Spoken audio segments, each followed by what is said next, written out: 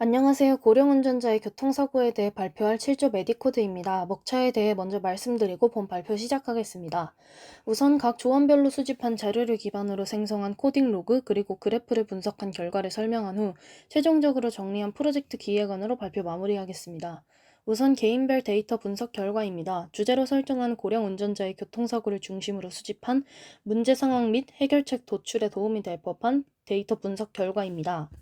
우선 이후연하구의 데이터입니다. 위 원그래프는 65세 이상 고령자의 페달 오조작 사고 비율이 약 25%로 가장 높아 고령 운전자의 페달 혼동 문제가 심각함을 보여줍니다. 막대 그래프는 돌발 상황에서 고령자의 반응 시간이 비고령자보다 느려 판단력과 대처 능력이 저하됨을 나타냅니다.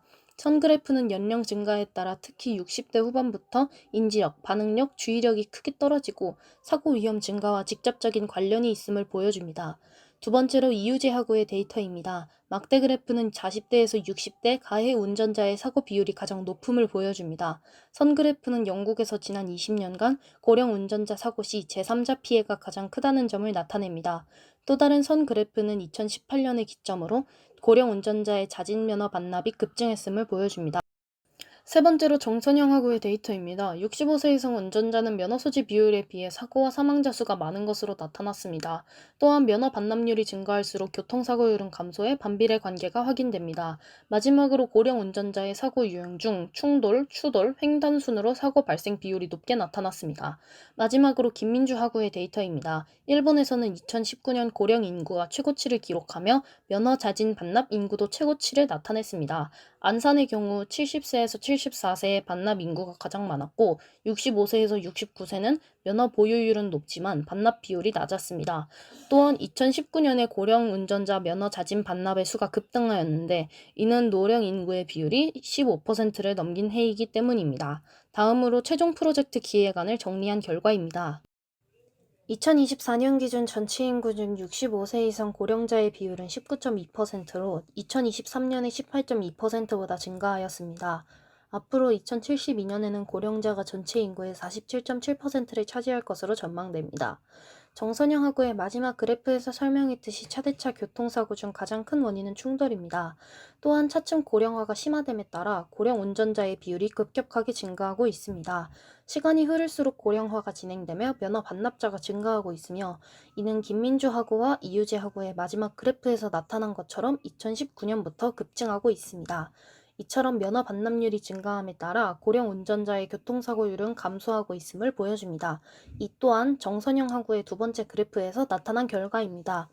고령 운전자의 인지적 능력의 저하뿐만 아니라 신체 능력의 저하로 인해 페달 5 조작률이 증가하는 결과는 이후연 하고의 마지막 그래프의 결과로 설명됩니다. 즉, 고령화에 따라 고령 운전자가 증가하고 고령 운전자는 운전 능력이 저하됩니다. 신체 능력의 저하는 인지 능력과 반응 속도의 감소로 이어지고 이로 인한 판단의 실수는 사고를 유발합니다. 또한 페달의 오조작은 사고의 원인이 됩니다.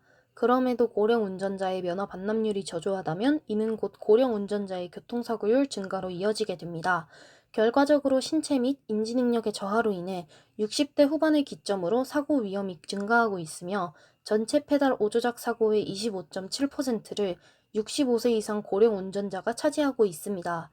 그리고 고령 운전자의 경우 타 연령대 면허 소지 비율에 비해 사고 사망률이 특히 높게 나타납니다. 다음은 가설, 결과 분석, 시사점 도출 단계입니다. 정선영하고는 고령 운전자의 인지 저하로 인한 조작 미숙 사고 가능성을 제시했고 실제로 브레이크, 엑셀 조작 실수로 인한 사고 비율이 높게 나타났습니다. 이에 따라 자율주행 기술이나 보조 시스템 도입의 필요성이 제기되었습니다. 이우연하고는 면허 자진 반납 증가가 사고 감소로 이어질 거라는 가설을 세웠고 실제로 반납률이 높아진 시점부터 사고율이 감소했습니다. 따라서 반납을 유도하는 정책적 인센티브가 효과적일 수 있다는 시사점을 도출했습니다. 이유재하고는 고령자의 인지, 신체 능력 저하가 사고와 관련이 있다고 보았고 분석 결과 실제 사고율과 낮은 면허 반납률이 이를 뒷받침했습니다. 고령자 사고 문제는 개인을 넘어 사회적, 기술적 해결이 필요하다는 점이 강조되었습니다. 우리나라는 빠르게 고령화되고 있으며 이에 따라 교통사고 위험도 증가하고 있습니다. AI 기술을 활용해 사고 데이터를 분석하고 운전보조 시스템과 위험 알림 기술을 제한하는 것이 목표입니다.